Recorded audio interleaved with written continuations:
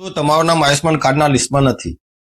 શું હોસ્પિટલમાં તમને કહેવામાં આવ્યું છે કે તમે આયુષ્માન કાર્ડના પાત્રતા નથી?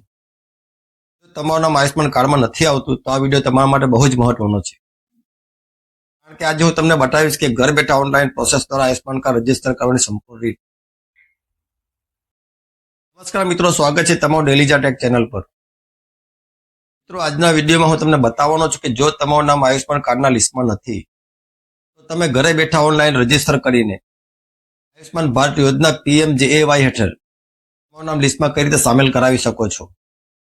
આ વિડીયોમાં હું તમને પૂરું step by step live process બતાવીશ, એટલે વિડીયો છેલ્લે સુધી જોતા રહેજો, જેથી કરીને તમને પૂરેપૂરી માહિતી મળી રહે. ચાલો વિડીયોની શરૂઆત કરીએ. સૌપ્રથમ તમારે તમારા મોબાઈલમાં ગૂગલ ક્રોમ બ્રાઉઝરને ઓપન કરી લેવાનું છે. પછી સર્ચ બારમાં cgrms.nha.gov.in લખીને સર્ચ કરી લેવાનું છે. આની લિંક તમને વિડીયોના ડિસ્ક્રિપ્શન બોક્સમાં પણ આપવામાં આવેલી છે. ત્યાંથી પણ તમે સીધા વેબસાઇટ પર આવી શકો છો. વેબસાઇટ ઓપન થયા પછી પેજને થોડું સ્ક્રોલ ડાઉન કરવાનું છે. અહીં તમને કેપ્ચર કોડ દેખાશે. એ જ કેપ્ચા બોક્સમાં સેમ ટુ સેમ એન્ટર કરી દેવાનું છે. ત્યારબાદ સ્કીમના ઓપ્શનમાં અહીંયા તમારે પ્રધાનમંત્રી જન આરોગ્ય યોજના સિલેક્ટ કરી લેવાનું છે. પછી રજીસ્ટર ગ્રીવેન્સ પર ક્લિક કરી લેવાનું છે. અહીં તમને ઘણા બધા ઓપ્શનો દેખાશે, ત્યાંથી તમારે 18 વાળો ઓપ્શન સિલેક્ટ કરી લેવાનો છે. હવે તમારા મોબાઈલ નંબર એન્ટર કરી વેરીફાઈ પર ક્લિક કરી લેવાનું છે. તમારા રજીસ્ટર મોબાઈલ નંબર ઉપર 6 અંકનો ઓટીપી જશે. એ ઓટીપી અહીં એન્ટર કરી લેવાનો છે. ફરી એકવાર કેપ્ચર કોડ ભરીને સબમિટ પર ક્લિક કરવાનું છે. હવે અહીંયા નવું પેજ ઓપન થશે. અહીં જે વ્યક્તિનું આયુષ્માન કાર્ડ બનાવવાનું છે તેનો આધાર નંબર એન્ટર કરી લેવાનો છે. આધાર નંબર નાખ્યા પછી વેલિડેટ પર ક્લિક કરી લેવાનું છે. તમારા મોબાઈલમાં ફરી એક ઓટીપી આવશે. એ ઓટીપી અહીંયા એન્ટર કરી લેવાનો છે.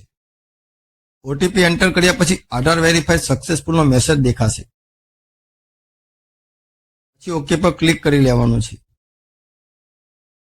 હવે રજીસ્ટર ગ્રીવેન્સનું ફોર્મ ઓપન થશે. અહીં સૌ પ્રથમ ગ્રીવેન્સ બાય પર ક્લિક કરવાનું છે. અહીં તમારે તમારા સ્ટેટનું સિલેક્શન કરી લેવાનું છે. પછી ડિસ્ટ્રિક્ટનું સિલેક્શન કરી લેવાનું છે. આધાર કાર્ડ મુજબ ફૂલ નામ લખી લેવાનું છે. ત્યારબાદ તમારું બર્થ યર નાખવાનું છે. પછી જેન્ડર સિલેક્ટ કરી લેવાનું છે. જો મેલ હોય તો મેલ, ફિમેલ હોય તો ફિમેલ, અધરવાઇઝ કોઈ પણ. ઈમેલ હોય તો નાખી શકો છો, નહીં તો ઓપ્શનલ છે. આધાર કાર્ડ મુજબ તમારું એડ્રેસ લખવાનું છે. જેમ જ તમે એડ્રેસ લખશો તો પિનકોડ આપમેળે આવી જશે. અહીં તમારો કોન્ટેક્ટ નંબર પણ દેખાશે. જો તમે બીજો નંબર આપવા માંગતા હોય તો આપી શકો છો. હવે અહીંયા ગ્રીવેન્સ ડિટેલ પર ક્લિક કરવાનું છે. અહીં તમારે 2 ડોક્યુમેન્ટ અપલોડ કરવાના છે. એક આધાર કાર્ડ અને બીજું રેશન કાર્ડ. ધ્યાન રાખજો, જો તમારી પાસે રેશન કાર્ડ નહીં હોય તો આ ફોર્મ ભરાઈ શકતું નથી. બંને ડોક્યુમેન્ટ અપલોડ કર્યા પછી ઓકે પર ક્લિક કરવાનું છે.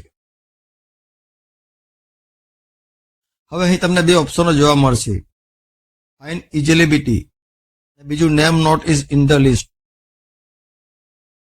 અહીં તમારે name not in the list select કરી લેવાનું છે.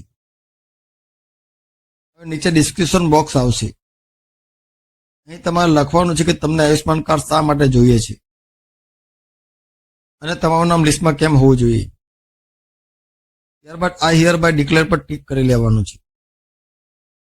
પછી પ્રિવ્યુ પર ક્લિક કરીને તમે ભરેલી બધી ડિટેલ ચેક કરી શકો છો. બધી માહિતી સાચી હોય તો સબમિટ પર ક્લિક કરી લેવાનું છે. થોડા સેકન્ડમાં તમને મેસેજ મળશે, ગ્રીવેન્સ રજીસ્ટર સક્સેસફુલી. પછી ઓકે પર ક્લિક કરી લેવાનું છે.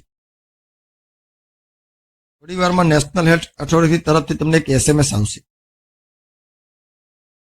કે તમારું ગ્રીવેન્સ સક્સેસફુલી રજીસ્ટર થઈ ગયું છે.